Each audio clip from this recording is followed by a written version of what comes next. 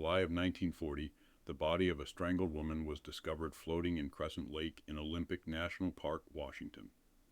The cold water had turned the fat in the body into a soap-like substance and preserved the body.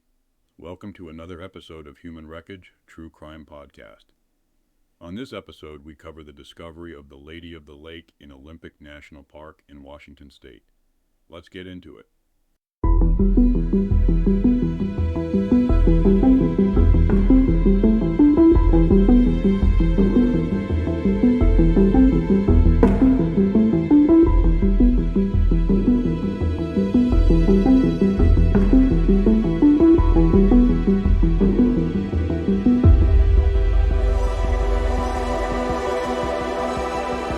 Crescent Lake in Olympic National Park, Washington, boasts of crystal clear waters that reflect the fir-clad slopes of the snowy peaks, towering into the sky. The lake is around 600 feet deep. On the 6th of July, 1940, the waters of Crescent Lake were still and quiet when Louis Rolfe and his brother were fishing. In the afternoon, they spotted an object floating close to the shoreline, not far from the walls that lead towards Sledgehammer Point. As they approached the object, they were horrified to find that it was a body of a woman. She was wearing a green dress and was wrapped in two gray striped blankets. They rushed to the dock of the Washington State Trout Hatchery to relay what they had found to Superintendent Adam Menroth, who was initially skeptical. "Must be a deer, Louis," he said. Nevertheless, he followed Rolfe and his brother back to the scene, where he was horrified to learn that his skepticism was unfounded. Menroth contacted Clallam County Prosecutor Coroner Ralph Smythe and Sheriff Charlie Kemp, who rushed to the scene to assist in retrieving the body of a woman from the lake. The body, which was white as marble, was rushed to the now-defunct Chrisman mortuary. She was estimated to be in her 30s and was so well preserved that her fat had turned into a soap-like substance. She had saponified, which means the cold stopped the decomposition, and the salts in the water had sporadically penetrated the fatty tissues. There was no real smell or decay, recalled a medical student at the time. The autopsy concluded that the woman had been beaten and strangled to death. Following her death, she was hogtied with ropes, weighed down with rocks, and thrown into the ice-cold lake. Thankfully, however, the rope rotted away and the saponification made the body unusually light. Thus, it floated up to the surface, ready to be found. The pathologist estimated that she had been submerged in the lake for almost 3 years. The body was the first ever to be found floating in Lake Crescent, so the victim soon became sensationally known as the Lady of the Lake. And now, police had the daunting task of identifying her. As they conducted their investigation, the unidentified woman was buried in a potter's field near Port Angeles. The initial theory was that the woman was Marion Frances Steffens of Chicago, who had disappeared in the Olympic National Park wilderness in September of 1939. The clothing on the victim matched the description of that worn by Steffens when she vanished.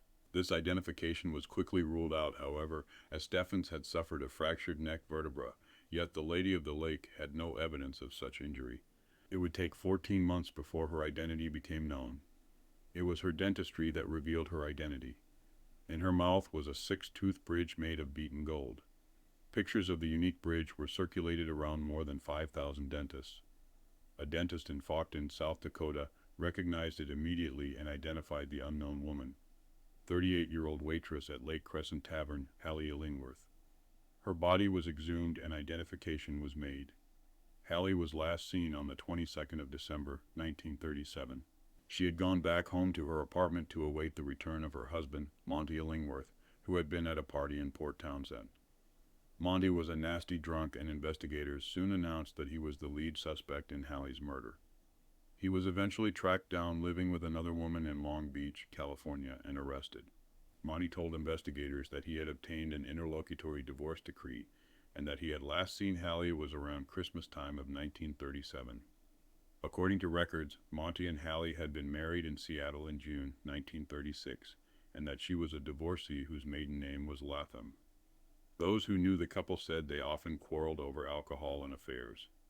During one altercation, police were called to break it up, and Hallie often showed up to work with a myriad of bruises. During his murder trial, Monty contradicted his earlier statements and claimed he had last seen Hallie on the 22nd of December, 1937. He insisted Hallie had gone to work as usual that morning, but later on, when she came home, she said they got into another endless argument. According to Monty, he left the apartment and went downtown. When he came home, he claimed that Hallie was gone and that he never saw her again. He told the court that he was certain she had just left him. The topic of abuse came up often in the trial, and Monty confessed that it was the norm for the couple to get into physical altercations. "I struck Hallie, she also struck me. I never beat her up. I did not kill Hallie," he said.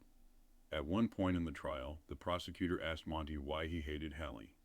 Monty denied he hated her, to which the prosecution replied, "Then why did you beat her so?" The prosecution put forward the theory that Monty had strangled his wife at some point between 3 a.m. and 6 and before placing her body in the trunk of his sedan and driving to Crescent Lake to dispose of her. Ultimately, Monty was tied to the murder by the rope used to bind Hallie. Earl F.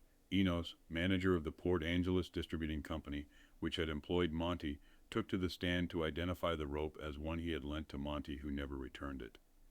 Monty was convicted of second-degree murder and sentenced to life imprisonment in the Washington State Penitentiary. After serving just 9 years behind bars, Monty Illingworth was paroled and returned to California to live until his death in 1975. That wraps up this episode. If you like what I do, please like and subscribe. Till next time, take care of yourselves.